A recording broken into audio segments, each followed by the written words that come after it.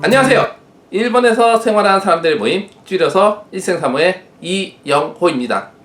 오늘 제목은 이 내용을 써도 될까요? 라는 질문에 이 내용도 써야 돼요 라는 답변을 제가 해서 요 내용에 대해서 한번 요걸 소제목으로 잡아봤습니다. 어떤 내용이냐면, 지금 코로나로 인해 가지고 얼마 전에 학생 긴급 지원 급부금을 아마 제가 5월달 영상에 올렸는데, 아마 7월 중순쯤 끝난다고 얘기를 들었는데, 꼭 이게 아니더라도 앞으로 다른 급부금이라든가 아니면 다른 융자, 장학금 요런 걸 신청했을 때 어떻게 신청해야, 그 신청서 쓰는 내용 중에 이유서라든가 사유서 뭐 요런 걸 쓰는 요령에 대해서 한 가지 좀 알려드리면 좋지 않을까 해서 영상을 만들었습니다. 우선 막연하게 아무거나 아무 내용이 쓰는 게 아니고요. 그런 내용들은 우선 특히 이번 코로나로 인해서 학생 지원 급부금은 목적과 취지가 원래는 코로나로 인해서 독립해서 아르바이트를 하면서 학비와 생활비를 벌면서 그 수업을 공부를 해 나가는 학생이 학업을 포기하지 않기 위해서 조금 얼마나마 도움을 주기 위해서 이 조건에 해당하는 학생들은 이만큼의 지원금을 준다라는 내용입니다. 물론 여기서 제가 얘기한 대로 다 쓴다고 다 되는 건 아니겠지만, 우선 요령 중에 하나, 그 다음에 뭘 써야 될지 모르는 분들을 위해서 한 가지 조금 요령이라면 요령을 알려드리겠습니다. 뭐 들으면 당연한 거 아니야 라는 얘기를 할 수도 있겠지만, 혹시나 모르는 분들을 위해서, 아니면 뭘 작성해야 될지 모르는 분들을, 그 막막하신 분들을 위해서 그냥 영상을 하나 만들어 봤습니다.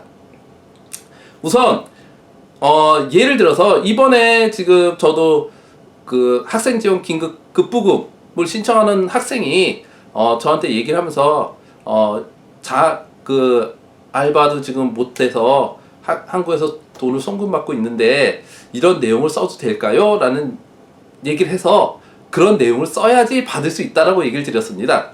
그래서 어떤 내용이냐면, 지금 원래 코로나로 인해 가지고 아르바이트라든가 이렇게 수입이 반 이상으로 떨어지거나 아니면 알바를 찾지 못해서 학업이라든가 이런 학비라든가 그 다음 생활비라든가 이런 게 힘든 학생을 위해서 그 일정 조건 이렇게 해당하는 학생의 대상이 되고, 그 다음에 그 상황이 이런 상황인 학생에 대해서 준다고 발표가 있었습니다. 제가 아마 5월 달쯤 올린 영상에 다 있을 것 같은데요. 그런 목적으로 해서 만든 거기 때문에 사유서라든가 이유서를 적을 때는 무슨 필요한 서류도 다 있고, 거기 나중에 또 학교마다 다 틀리고, 그 다음에 그 장학금 신청할 때도 다 틀리고 하지만, 그 서류에 쓸 내용은 목적과 내 현실, 나의 상황이 일치돼야 됩니다. 꼭 일치가 100% 일치가 아니더라도 최대한 일치되게끔, 그래야 본인이 받을 확률이 높아집니다. 어떤 내용이냐면, 코로나로 인해 가지고 이런 경제적인 그 상황에 그 피해를 입은 아니면 힘든 학생들을 위해서 주는 돈이기 때문에, 나도 코로나로 인해서 알바를 찾았는데 지금 경제 상황이 안 좋다 보니까 알바도 찾지 못하고서 일을 못하고 있고, 그 다음에 한국에서 그 부모님도 부모님한테 돈을 받지만 한국도 코로나로 인해서 힘든 상황이 돼서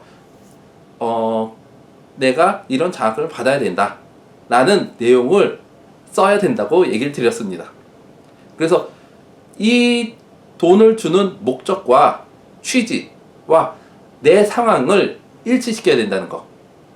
그리고 요거는 꼭 지금 그 급부금 얘기뿐이 아니더라도 장학금에서도 외부 장학금이라든가 뭐 학교에서도 그 뭐 유학생 같은 경우는 외부 장학금이 많이 있습니다. 그래서 그 이제 국제교류센터라든가 그 유학생들 상대하는 그 상담소 가면 장학금이 아마 표시가 돼 있을 텐데, 거기서도 그 회사에서 원하는 조건이라든가 그 다음에 물론 대상이 되지 않으면 신청을 못하니까 조건이라든가 취지 이런 거를 잘 생각해서 그거를 내가 최대한 얼마만큼 매칭할 수 있는지. 물론 장학금은 국적에 따라 주는 것도 있고, 그 다음에 외부 장학금은 국적에 따라 주는 것도 있고, 뭐 여러 가지 조건이 있어서 꼭 잘 쓰더라도 안 될 가능성도 있지만, 최대한 받을 수 있는 방법으로 하려면 그 목적과 취지에 최대한 근접해서, 내 상황을 근접해서 써야지 받을 확률이 높아집니다. 그리고 특히 이거는 꼭 학생뿐이 아니라도 사업하는 분, 융자를 받는다든가 아니면 집을 살 때 론을 받는다든가 요런 거 할 때도 그 목적과 취지에 최대한 근접해서, 특히 이번에 코로나로 인해 가지고 사업이 힘든 분들 운영 자금으로 융자 제도가 되게 많이, 그 심사도 간단해졌고 융자 제도도 많이 활성화되고 있습니다. 근데 여기서 또 하나 주의할 점, 이건 뭐 학생이나 그 돈을 받으려는 사람은 다 중요한 점인데, 융자를 예를 들면 코로나로 인해 가지고 운영 자금, 회사를 운영하는데 손님이 없으니까 그 운영 자금이 필요할 테니까 어느 정도 운영할 수 있는 운영 자금을 대출해 줍니다. 지금 많이. 근데 여기서 내가 운영 자금을 받았을 때 이 운영 자금을 받지만 요 돈이 생겼으니까 요걸 투자하면 어떨까? 라고 생각해서 그 자리에서 그 담당하고 얘기를 하면서 요 투자하면 어떻게 돼요? 라고 물어보면 절대 안 됩니다. 담당자는 운영 자금의 목적성을 가지고 빌려주는데 이걸 투자로 한다고 하면 목적성이 틀려지기 때문에 이 사람한테 진짜 빌려줘도 돼? 이 사람이 진짜 이걸 투자 용도로 사용하지 않고 운영 목적으로 사용하는 게 맞을까라는 의구심, 불안감, 의문점이 들게 됩니다. 그러면 심사도 더 까다롭게 할 수도 있고, 그 다음에 심사하면서 아무래도 꺼림직하면 나중에 빌려주고 문제 생기느니 차라리 빌려주지 않는 편이 나올 수도 있기 때문에, 그럴 가능성이 있기 때문에 그런 쓸데없는 질문은 하지 마십시오.